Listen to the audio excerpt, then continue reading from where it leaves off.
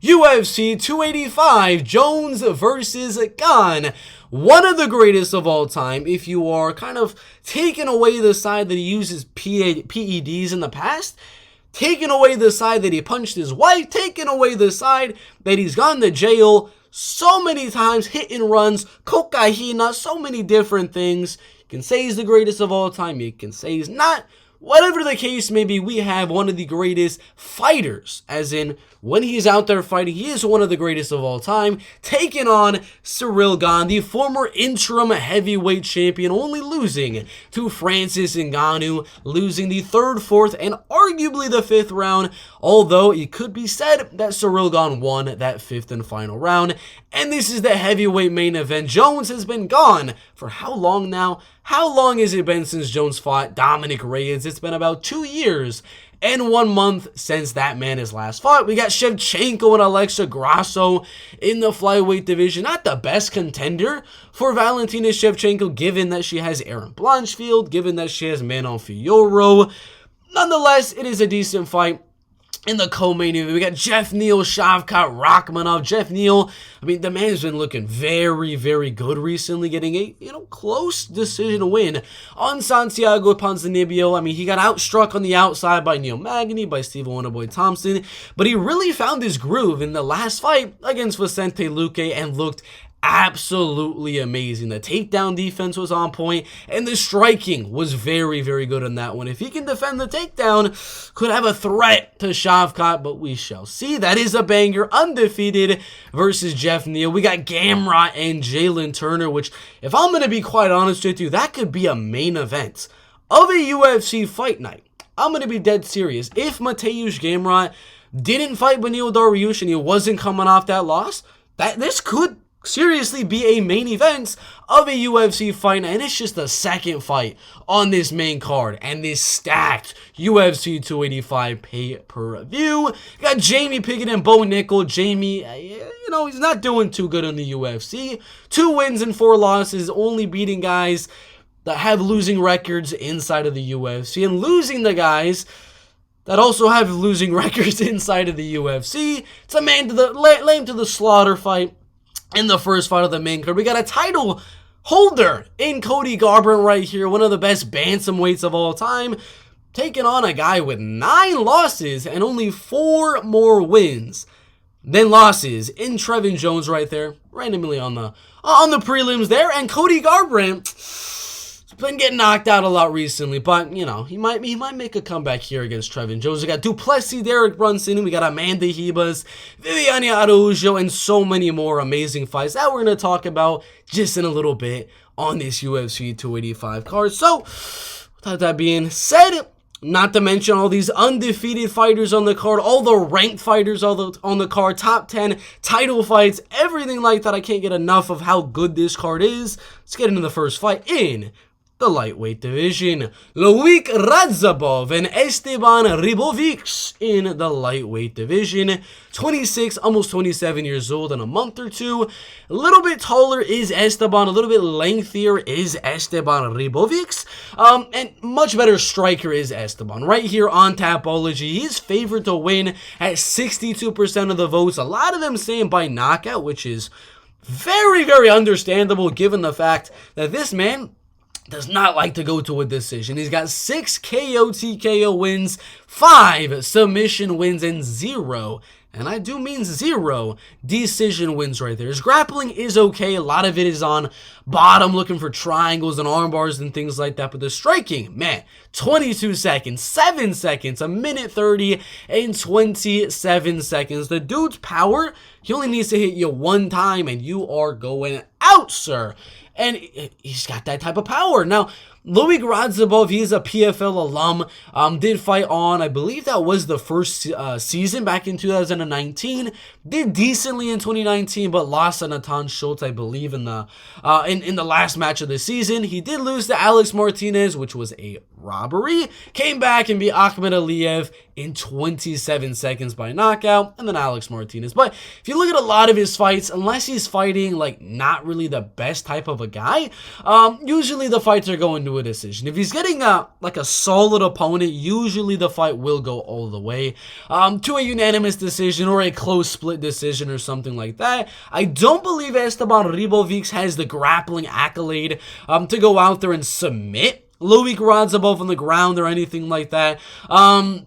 So I do kind of expect Loik Radzhabov to either go out there and try to strike with Esteban Ribovics, maybe get Esteban a little bit tired in round number 1, come back in round number 2 or round number 3, or Loik Radzhabov just can go out there and try to wear on the gas tank of Esteban Ribovics right off the bat, going for the takedown, trying to grind on Esteban Ribovics in the clinch situations and just really wear on the gas tank of Esteban and try to get him to lose the fight in the second and third round. And that's kind of how I see this one going.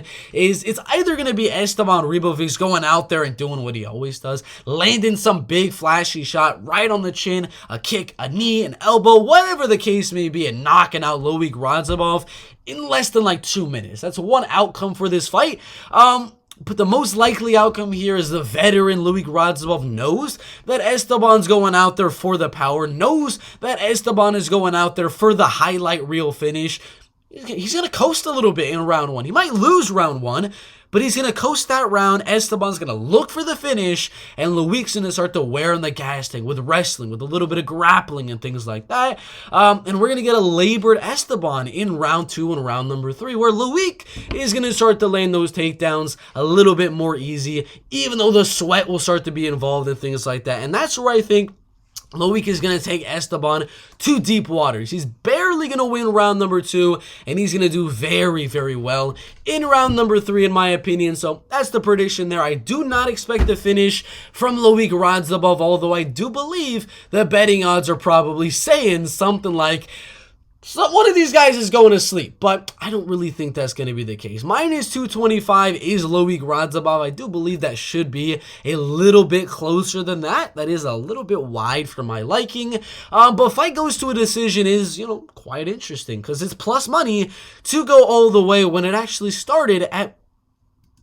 What in the world is this, bro? Minus 225 is fight goes to a decision. Might have been some other fight.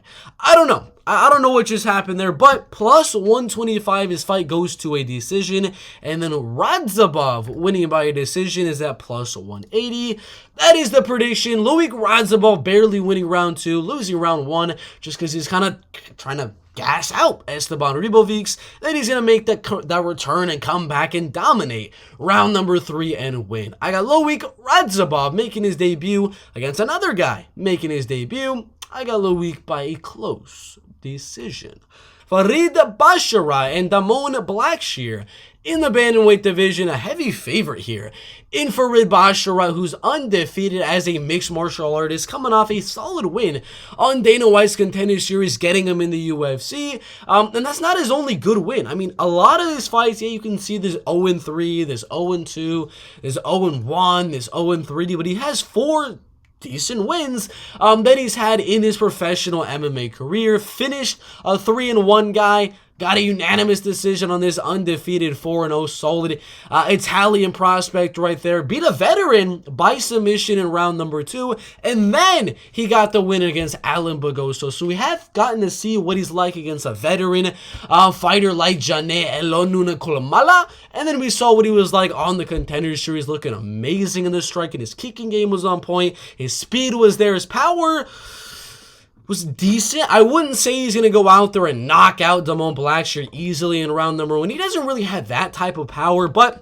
he did look very good in the striking, and I do believe he could mix in some wrestling and things like that here and there against Blachshear, but I wouldn't advise it if I was like a coach of Farid Basharat, because Blachshear is pretty decent on the ground. A lot of his wins, rear naked, guillotine, arm triangle, a lot of his wins are coming on the ground, whether it's by a ground and pound TKO, a submission, whatever the case may be. I would say Farid should use his wrestling and grappling to stay on the feet, having to dictate where the fight goes, because Blachshear, he can't really dictate where the fight goes, and because he's not that much better of a wrestler and grappler than Farid Basharat, and Farid is the better striker. So Farid can kind of dictate where he wants this fight to go. I'm going to assume right now he wants the fight to stay on the feet, where he is going to be not as tall as Damon Blachshear, not as lengthy, but a lot faster than Damon Blachshear. Way crisper technique with the kicks and jabs down the middle and things like that. Just a much better striker than Damon Blachshear. And Damon, whenever he does fight like a decent striker, he's trying to win on the ground with the grappling and wrestling like he did against Youssef Zalal. Had a few moments where he landed the takedown, looking for submissions and things like that. That's going to be how he's going to have to win against Farid Basharat. But if he's not able to land those takedowns, Farid is just far superior on the feet. And Damon Blachshear, yes, he's not been finished in quite a while. Or I think ever. I mean, I don't think he has been finished. Never mind, he's never been finished once in his professional MMA career. A lot of these fights that he's losing are to wrestlers. Tony Gravely going out there landing the takedowns. Chris Moutinho, a striker, yes, but not a very powerful striker. Pat Sabatini, wrestler, grappler. Danny Sabatello, wrestler and grappler. So not a lot of fighters have tested the chin of Damon Blachshear, which makes this prediction a little bit weirder. I know I'm going to pick Farid Basharat. I just don't know how high the likelihood is that Farid goes out there and gets a KO, gets a TKO. Really not too sure right now. Now, the betting odds aren't even out for him to win by KO, TKO, but they are out for Basharat inside the distance, and it is plus money. They're more likely saying that he's going to win the fight by a decision. I'd have to agree with that, given that Damon has never been finished as a mixed martial artist, but you never know. Farid could have been improving that technique, could land a good kick to the chin on Damon Blachshear, knock him out. You never do know, but most likely, 9 times out of 10, this fight should go to a decision, and I got Farid Basharat winning all 3 rounds. Jessica Penne and Tabitha Ricci in the strawweight division. First thing is first, let's look at the age. Let's take a little bit of a look at the age there. 28 years, 1 week, and 4 days. And we got 40 years, 1 month, and 2 days. We got a significant age advantage for Tabitha Ricci here. Now, there's another advantage here. I mean, it could be an advantage, it could not be an advantage depending on how you look at it. But Jessica Penne is 4 inches taller than Tabitha Ricci.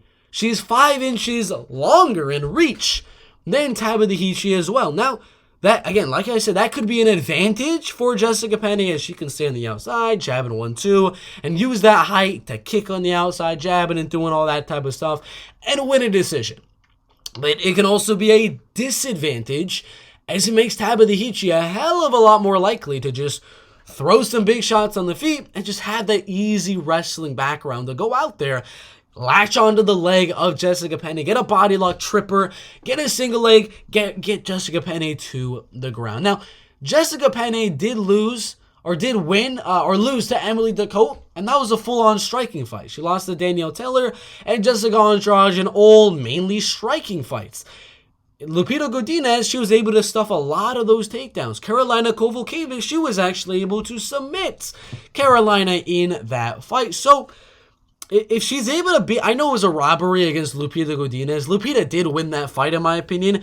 But if she's able to defend most of the takedowns from Lupita Godinez, there's got to be a good shot that she could defend a pretty fair amount of takedowns from Tabitha Ricci. Now, I'm not saying she's going to defend all of them and just outstrike Tabitha Ricci to a unanimous decision. I'm just saying it's not going to be as easy as a lot of people are saying, which is why I'm going to go 29-28 split decision in the women's strawweight division, because I think, like that Lupita Godinez fight, there's going to be a lot of holding.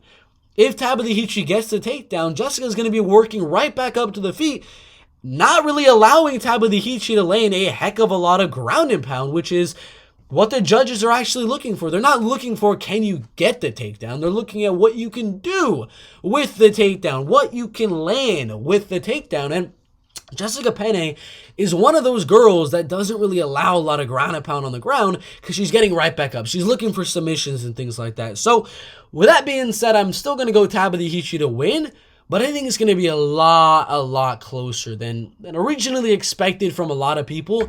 And I think Tabitha wins a split decision in the strawweight division. Betting odds, I'm not seeing them right now. There they are, minus 230. That's the best you're going to get for Tabitha, and those odds are flying up right now. Started at minus 230 on others, and some of them are at minus 275. So the odds on Tabitha are definitely getting betted on by a lot of fighters. Now, I was going to look if there was a split decision prop for Tabitha, but there isn't yet. We'll see later on in the week if they do put out that prop. But that's my prediction, Tabitha by split decision. Mana Martinez and Cameron Saaiman in the bantamweight division. This is a solid one. This is a solid fight. Two up-and-comers that haven't had a lot of experience inside of the UFC. Now, Mana Martinez got a very close win on Guido Cannetti that honestly could have gone either way. Lost to Ronnie Lawrence, got taken down.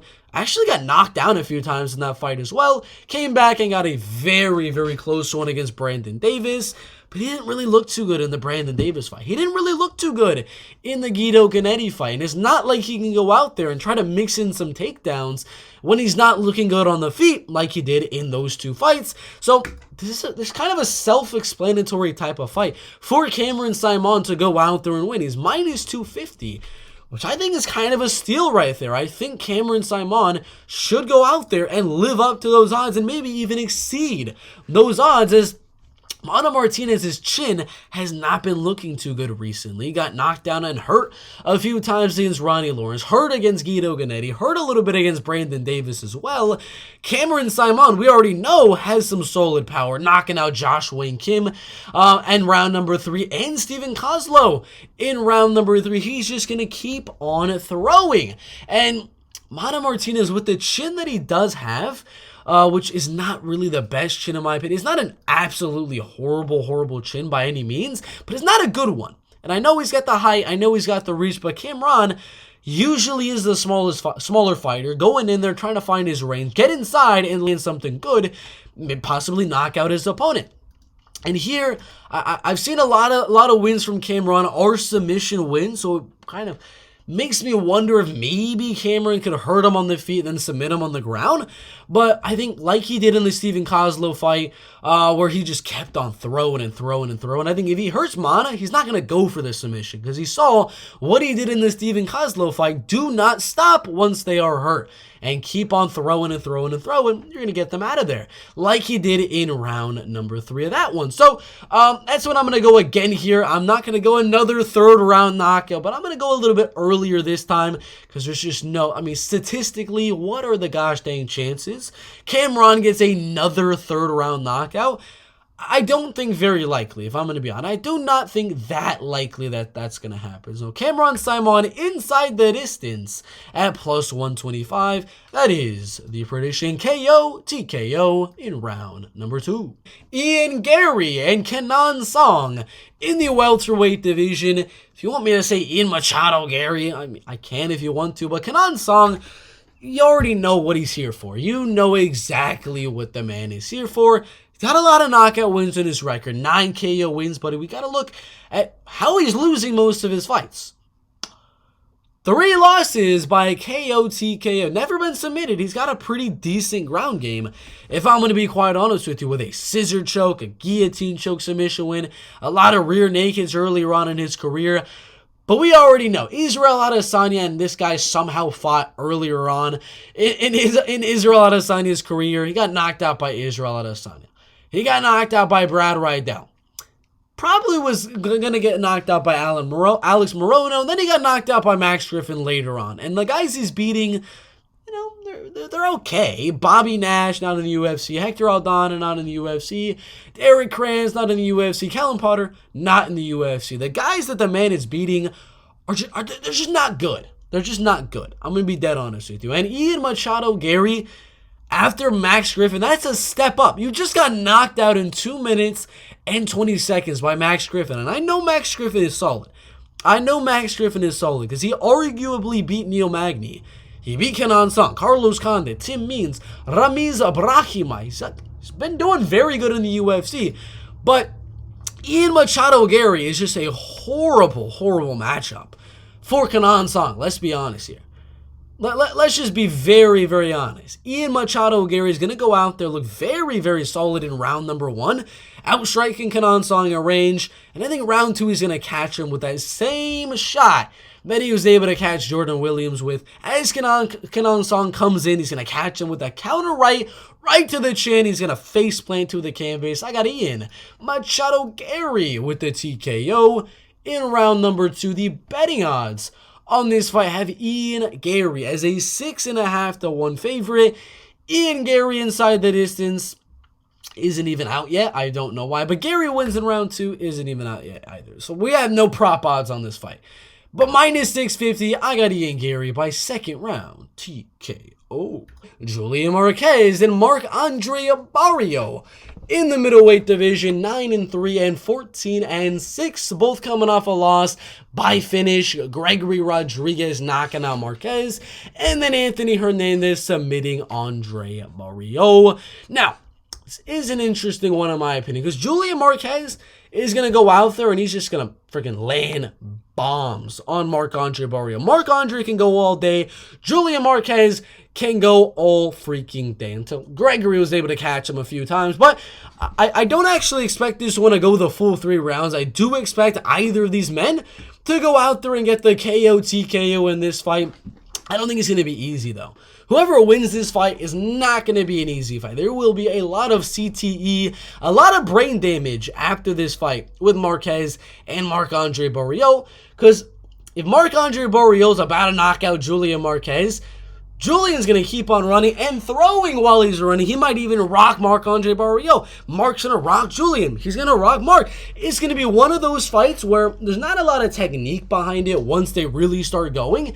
And it's going to be an all-out war, in my opinion. And in an all-out war, who are you going to pick? Marc-Andre Barriault, who got slapped by Chidi Njokuani in like 30 seconds, maybe even less than that. It was a very fast knockout.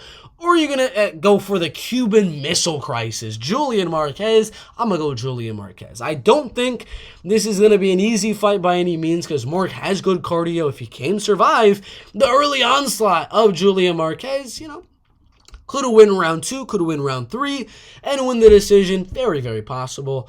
But I'm going to go Julian Marquez to win round number 1. They're going to be gassed out going into round number 2. Round number 2, Julian is going to just keep on at it. And he's going to catch the chin of Marc-Andre Barriault and get the TKO. Betting odds, this is my underdog, plus 124, plus 126. He started as the favorite, which is interesting. So we got our first underdog here, Julian Marquez by TKO in round number 2. Viviane, Araujo, and Amanda Ribas in the flyweight division. Amanda Ribas a little bit smaller, a little bit less lengthy, but a little bit younger than Viviane Araujo. Her grappling and her wrestling is very, very solid. Able to go out there, outstrike Verna Jandiroba, not outstrike Marina Rodriguez, and not outstrike Caitlin Chukagian, but she did mix in some good wrestling and grappling, and a lot of people do think she won that fight. Also beat Mackenzie Dern earlier on in her career. We got Viviane Araujo going on losing to Jessica Ai, which is not a good look. Beat Montana De La Rosa, Andrea Lee, and Roxanne Modafferi, but also lost to Grasso and Chukagian. It's a weird one. This is a very, very weird one, because I do not think that Amanda Ribas can go out there and dominate Viviane Araujo on the ground. I don't think Viviane Araujo can dominate Amanda Ribas on the ground either. And on the feet, the feet is very, very even, because neither girl, Amanda Ribas or Viviane Araujo, is really known for their striking. So we got two girls that usually like to take the fight to the ground, use the wrestling, the grappling, and win the fight that way. Sometimes they want to strike, sometimes they want to stand and bang. But in like a fight like this, between Amanda Ribas and Viviane Araujo, I expect this to be a sloppy one. I expect this to probably be one of the worst fights on the card, for the reason that neither girl's a good striker. I'm just going to say it right now. Neither girl is that good of a striker, and we're going to get 3 rounds of it. And it's just not going to really be too pretty. Now, who do I think is the better striker? I'm going to slightly lean towards Amanda Ribas. A a little bit, and she might mix in a takedown or two as well. It's not going to really do anything with the takedown, not going to land a submission, ground a pound, but sometimes the judge would be like, oh, takedown, oh, they win the round then. So you never know. It's a weird fight in my opinion. The last fight on this card I wanted to predict, given that it's going to come down to the striking in women's MMA, it's those little moments. It's those little moments where Viviane lands a big shot that wobbles the chin of Amanda Ribas, like in the Marina Rodriguez fight, or Amanda Ribas lands a takedown at the end of the round. It's going to come down to those little moments between Viviane Araujo and Amanda Ribas. Amanda might be a slightly better striker, but if Viviane Araujo is able to have those moments, laying a big shot here, maybe mixing a takedown here, she could definitely steal this fight on the judges' scorecards. Now, of course, judges' scorecards will be in place for this fight. This is not one of those that's going to go the full 3 rounds or anything like, that's not going to go the full 3 rounds. This will be a 3-round fight. I got Amanda Ribas, 29-28, 28-29, and 29-28 to win by split decision. Derek Brunson and Dricus du Plessis. I know, did I say it wrong? I don't know. Correct me down below. This is going to be a banger. In the middleweight division, du Plessis undefeated in the UFC, knocking out Marcus Perez, knocking out Trevin Giles. I predicted both of those. I also predicted him to win by a decision against Brad Tavares. I had him by decision against Darren Till. Sadly got that prediction wrong. Still had the right fighter though, but I predicted Dricus du Plessis to win in every single one of his fights. The same can be said.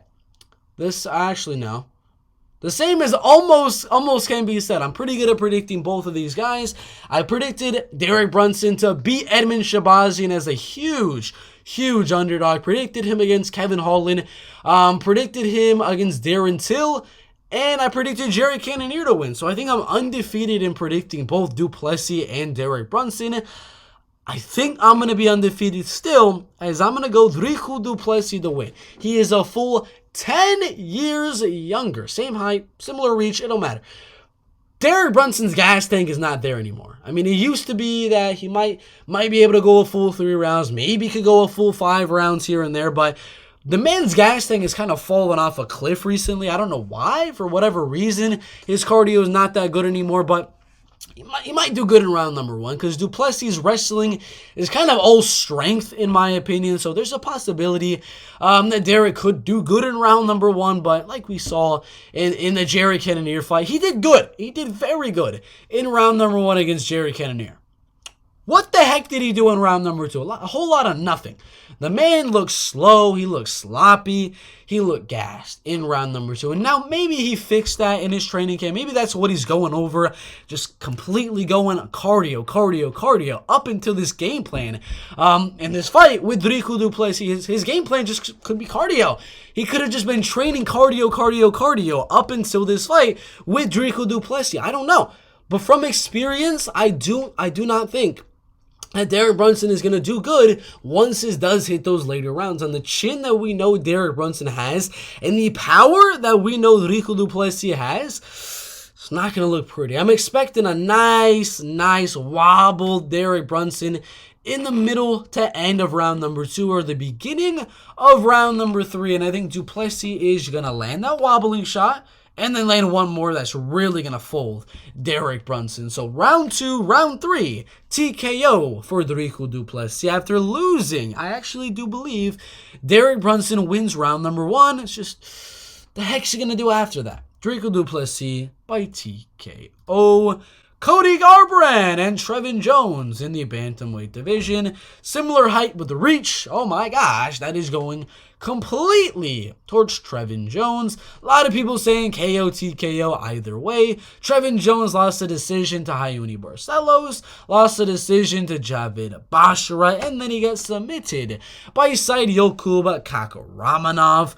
Now, it's going to be very, very interesting because I don't really remember the last time Trevin Jones has gone out there and got knocked out. I don't think he's ever been knocked out as a professional MMA fighter. So if Cody Garbrandt is going to win, I'm going to actually say probably going to be a decision win against Trevin Jones, if we're being honest. Because he's not going out there and submitting Trevin Jones. The only guy able to do that was Saidioklub Kakramanov. And I don't think he's on the level of a Saidioklub Kakramanov. Now, Can Trevin Jones knock out Cody Garbrandt? Of course.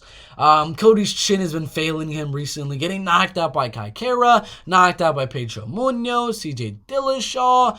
He did get the win against Rafael Sunsao, but other than that, man has not been looking really too good. Now, somehow, I don't really know how, Cody is younger than Trevin Jones here, which is still baffling in my opinion. I do believe Trevin Jones is the slightly less technical striker than Cody Garbrandt here, but he has a little bit more power. A little bit more power than Cody Garbrandt in this fight. Now, Cody Garbrandt, I think, is going to go out there and win. It's not going to be very convincing, as he's probably almost going to get knocked out in one of these rounds, but I think he wins 2 out of the 3 and gets that decision win, which nobody is really thinking. Plus 160 for the fight to go over 2.5 rounds. I think round one, I'm actually going to give to Cody Garbrandt. I think Cody's going to come out there round 1 a little bit passive because he's going to be afraid of getting clipped by Trevin Jones and knocked out in round number 1. So I think he plays a little bit passive early on in the fight and wins round 1. I think Trevin Jones is going to go out there, clip Cody Garbrandt a little bit in round 2, hurt him, wobble him, almost get the finish, not be able to win round number 2. Gonna come down to round number 3 where Cody Garbrandt is gonna go out there and really start to mix in his volume. He's gonna be a lot better in the later rounds because he's been 5 rounds. He's got good cardio. Trevin Jones never really looks good in the 3rd round, so I think Cody wins round 1 and round number 3. Almost gets knocked out in round 2, and we got a Cody comeback here and a decision win, which I'm assuming is going to be heavy plus money on a Cody Garbrandt by decision, but we shall see. I got Cody by 29-28 decision. Bo Nickal versus Jamie Pickett. In the middleweight division, Bo Nickal, TKO, submission, DQ, forfeit, I don't know. Whatever ways there are to finish an MMA fight, Bo Nickal will get one of those. That's what I'm going to say. Bo Nickal inside the distance, finish, KO, TKO. I don't know. I don't know what it's going to be. It's whatever Bo wants, Bo's going to get. If Bo wants a TKO on this fight against Jamie Pickett, he can definitely get it. Dennis Chilinen was able to go out there and just easily knock out Jamie Pickett. Jordan Wright was able to go out there and just easily knock out Jamie Pickett. Bo Nickal should go out there and, easily knock out Jamie Pickett if he wants to. If he wants the knockout, he'll get the knockout. Like I said, if he wants a submission, he'll get the submission. Kyle Dawkins was able to take him down. Kyle Dawkins is nowhere near the wrestler or grappler of a Bo Nickal. So if he wants to go out there, take him down and submit him like he did on the Contender Series against Zach Borrego and Donovan Beard, he can. He can totally do that. Yeah, if he wants to, he totally can do that. Whatever Bo wants, Bo gets. All right. A lot of them are saying submission. A few of them are saying a KO. I'm going to go KO. I'm going to go KO for Bo Nickal. He's a better striker. I'm going to be down on it. He's the better striker here. The man has crazy power in that left hand, like we saw in the Donovan Beard fight. But he's got the crazy power, and he's got the crazy awesome submission game as well. Though very, very good wrestling. It's very clear.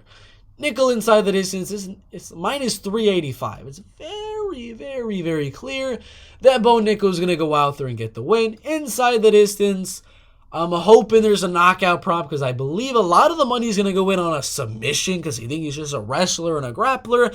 Man's got power as well, and I think he wants a highlight for the pay-per-view in a KO. So I'm going to go Bo Nickal getting whatever he wants, and most likely probably want the knockout.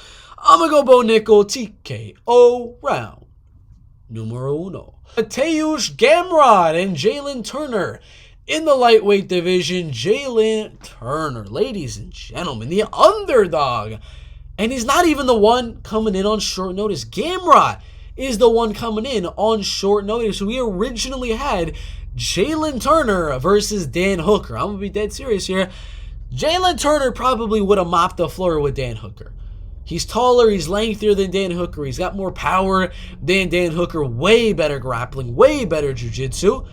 Probably would have smashed Dan Hooker had they fought, but Hooker broke his hand. Now we have Mateusz Gamrot, who has only ever lost to Guram Kutateladze as well as Beneil Dariush by decision on both of them. That's where this gets a little interesting, because yeah, he beat Diego Ferreira by finish, Jeremy Stevens, Scott Holtzman by finish, and then Arman Tsarukyan by decision. I don't know if Jalen Turner is going to be able to get that finish here. He's usually able to. He's on a 5 fight finish streak with a second round TKO on Josh Kulibau, a second round submission on Brock Weaver, first round submission on Yoros Medic, second round knockout on Jamie Malarkey, and then a first round mounted guillotine on Brad Riddell. Matt Frevola was able to go out there, take him down, and control him on the ground. So it's interesting. It is very interesting. When you got a guy that has never been freaking finished, you got a guy like him that has not been finished as a mixed martial artist in Mateusz Gamrot, and you got a crazy finisher like Jalen Turner, that makes for a very interesting fight. Now, do I think there will be a finish? No, I do not. Do I think Jalen Turner is going to hurt Gamrot, go for some submissions that might be close? Yeah, he'll get close to a finish and win round one. Might gas out towards the end of the fight, and Gamrot's going to start to land those takedowns a little bit more easy, and Gamrot's probably going to win round number 3. Now, this fight, going to come down to round number 2. A lot of people, let's go to these Tapology predictions. A lot of people right here saying Turner, if he's going to win the fight, is going to be a TKO, and if Gamrot's going to win, it's going to be a decision win. I think it's going to be a decision win either way. I do not see Turner knocking out Mateusz Gamrot in this fight. I don't see that being something that happens. Now, Turner by decision, which is going to be my prediction, believe it or not, I'm actually going with the plus 640. Jalen Turner by decision. The reason being, round 1, Jalen Turner is probably going to rock Gamrot on the feet. He's going to hurt him a little bit. All right. Gamrot, round number 2. Gamrot's probably going to land a few takedowns or so. Jalen Turner's going to be close on some submissions. Jalen Turner's probably going to land some big shots as well. That's going to be the deciding round. Some people might actually say this could be like a split decision. Really, really close fight. Maybe it could end in another robbery, as some people that Gamrot won round 2. Some people that Jalen Turner won round 2. It's going to be one of those fights, in my opinion, where it's going to be very, very controversial in who you thought won and who's the rightful winner of the fight. But I think Jalen's going to land more damage, be closer to a finish, attempt submissions, attempt finishes in both round 1 and round number 2. The judges will see that, give them both of those rounds. Round 3, I think Jalen's going to fade a little bit because the man has not been in a round 3 in a very, very long time. And I think Gamrot's going to win round number 3. I'm gonna go huge plus money. Plus 630. 630 for Jalen Turner by decision. I know that is a quite crazy and outlandish prediction. That is the prediction. He's an underdog, and I got the underdog winning in a way that most likely he should not be winning in, but plus 125. Very interesting. I think the fight goes all the way. Jalen Turner by decision. Jeff Neal and Shavkat Rakhmonov in the welterweight division. I'm going to say it right now. I'm going to go Shavkat. To go out there and submit him. Martin, I know it was like 7, 8, 10 years ago that Martin Sano was able to go out there and submit the man, the myth, the legend in Jeff Neal. I know. But I think we see another rear naked choke submission loss for Jeff Neal. Jeff has that power, man. First round knockout, second round knockout. Knocked out Mike Perry in round 1. Nico Price in round 2. Beat Bilal, remember the name, Muhammad. And knocked out Vicente Luque. So I'm not saying this is going to be an easy Shavkat. Takes him down, submits him easily in round number 1. It's not going to be the case. Shavkat's chin is always out there a little bit, so he could get clipped. This is one of the fights where if you parlay Shavkat, you are risking a lot. If you're going to parlay Shavkat Rakhmonov. That is a risky bet. But Shavkat is just so far superior in his combat sambo, his wrestling, and his grappling that even though Jeff Neal looked really good with his takedown defense against Vicente Luque, Shavkat's way bigger than Vicente Luque. He's way bigger than Jeff Neal. He's younger than Jeff Neal as well, not to mention the kicking game at range. Even if Jeff Neal is able to maybe land some good shots with his hands, He still has to worry about the threat of the feet from Shavkat Rakhmonov. He's got really good spin kicks to the body, head kicks, and things like that. Like, Jeff Neal also has a good kicking game, but he's mainly a boxer now inside of the UFC. Shavkat is taller, he's lengthier, he's the better kicker in my opinion, and he's got that better wrestling. I believe they're going to kick for a little bit, they're going to strike for about 2 to 3 minutes, then Shavkat's going to be like, I'm going to go for the takedown now. I want the finish. And as soon as he gets that finish, he's going to look to put the hooks in like he did against Michel Prazeres. And I predict another rear naked choke. I don't think it's going to be a round number 1. I'll go round number 2. Shavkat Rakhmonov. Rear naked choke. Submission. Valentina Shevchenko and Alexa Grasso in the flyweight division. Alexa Grasso is going to lose the fight. She does not even deserve this title fight, if we're being honest with you. A Ji Young Kim decision win after losing to Carla Esparza. She beat Macy Barber, all right. You beat Joanne Calderwood, all right. You beat Viviane Araujo. These girls are like the best ranked girls, like number 8 or number 9 in Viviane Araujo. Alexa Grasso should not be getting this title shot against Valentina Shevchenko. Valentina is the better grappler. She's better wrestling. She's got a better kicking game. You already know what's going to happen. Valentina staying at range, outstriking Alexa Grasso for round 1, round 2, round 3, maybe mixing in some takedowns in round 3, some takedowns in round 4, and then outstriking Alexa Grasso in round number 5. And we got you. Maybe Alexa Grasso wins one round, but most likely a 50-45, 49-46, and 49-46. Unanimous decision for Valentina. We already know. This is the most undeserving title contender right now. Erin Blanchfield is there. Mana Fioro is there. There's so many other girls. Even a girl that's coming down. Tatiana Suarez is more deserving than Alexa Grasso, because guess what? She beat Alexa Grasso. This is an easy one in my opinion. Valentina by decision. John Bones Jones versus Cyril Gane in the heavyweight division for the UFC vacant heavyweight championship. John Jones, 3 years older than Cyril Gane, is the favorite at -160. Same height, but a little bit of a reach advantage there, which is not usual for Cyril Gane, but a little reach advantage for John Jones at 84.5 inches. The striking, Cyril's going to be faster. He's going to be more elusive. The power is probably going to be pretty even. Neither guy has super deadly power or anything like that, but the speed advantage obviously is going to be going towards Cyril Gane.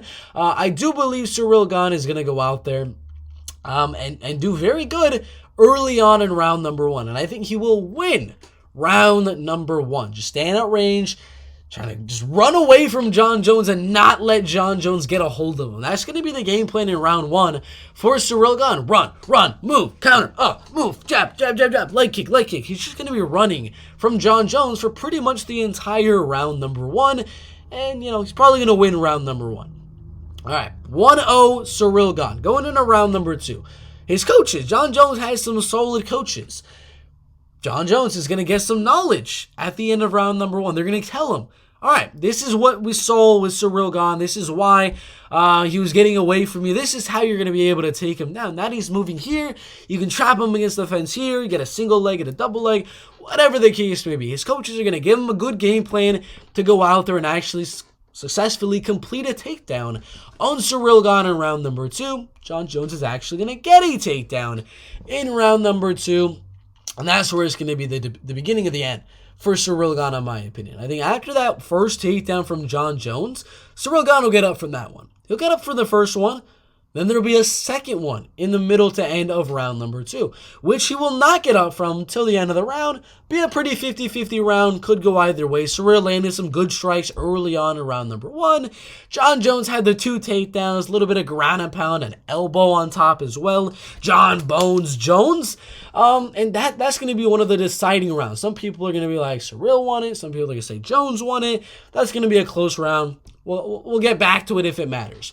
Round 3, Jones is going to kind of really take control of round 3. That's where he's going to take him down in less than a minute, control Cyril Gane for literally the entire round. Cyril Gane is going to, in round number 4, he's going to just start running again, like he did in round number 1, trying to stay at range against John Jones, trying to stay up, because he knew last round was horrible. I do not want to be on the ground again like I just was. Gonna do pretty decent in round number 4, but Jones is gonna land the takedown eventually. Maybe 2 minutes into the round, control it, land ground and pound, and win the round.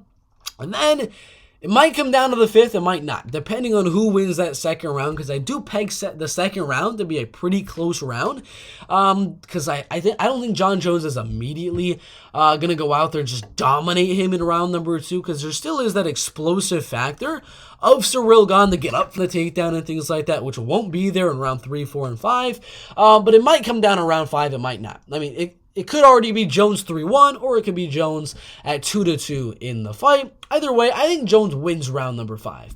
I still think he wins that round as well, because that's when Ciryl Gane's going to be the most tired, and he's really going to start running and trying to stay at range. He might go for another heel hook, another flashy submission, and try to get the fight back in his favor. Probably going to fail that, and I think Jones wins round 5 as well. So I got Jones winning round number 3, round number 4, round number 5, losing round number 1 to Ciryl Gane. He's just going to stay at range and outstrike him. And then round number 2 is going to be the closest round. So maybe the scorecards will probably read 49-46, 48-47, and 48-47, or 49-46, 49-46, and 48-47. Either way, it doesn't really matter. A win is a win, and I think Jon Jones wins 3 or 4 rounds against Ciryl Gane. 3, 4, and 5, and then possibly round number 2 as well. Ciryl Gane's going to win any of these rounds, probably going to be round number 1, but should be an interesting one. I got Jon Bones Jones coming back to beat Ciryl Gane and challenge Stipe Miocic, who will be in attendance at UFC 285, and we will get a GOAT versus GOAT. Best light heavyweight versus best heavyweight for the heavyweight belts, and it's going to be awesome. Jon Jones by unanimous decision. That is the full card prediction. UFC 285, Jones versus Gane. I got Jon Jones winning. His betting odds right now, I believe he's minus 160 still. Minus 155 for Jon Jones. I got Shevchenko, and she's minus 600. I got Shavkat. He is minus 600. I got minus 500 for Shavkat. I got Jalen Turner winning as my underdog of the main card. He is at plus 180. That is absolutely insane. I got Bo Nickal at minus 1,500.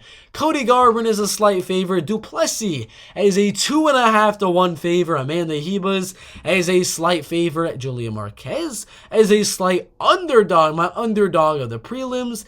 Ian Machado Garry as a 6 to 1 favorite. Cameron Saaiman as a 2.5 to 1 favorite. Tabitha as a 2 to 1 favorite. Farid Basharat, I believe a 4 to 1 or 5 to 1 favorite, and Loik Radzhabov, a 2 to 1 favorite. Those are the predictions. Make sure to like the video, make sure to subscribe, and all of that good stuff. And as usual, if you would like to see all the bets that we're going to be making for UFC 285, because we will be making a lot of bets for UFC 285 in the next coming days, make sure to go on to my YouTube channel, any one of the videos, it could be this video that you guys are watching right now, and click the top link down below in the description for all, and I'm talking prop bets, I'm talking money line bets, my parlays, my underdog bets, and everything there is to do with betting for UFC 285 and any other fight card there is in this month.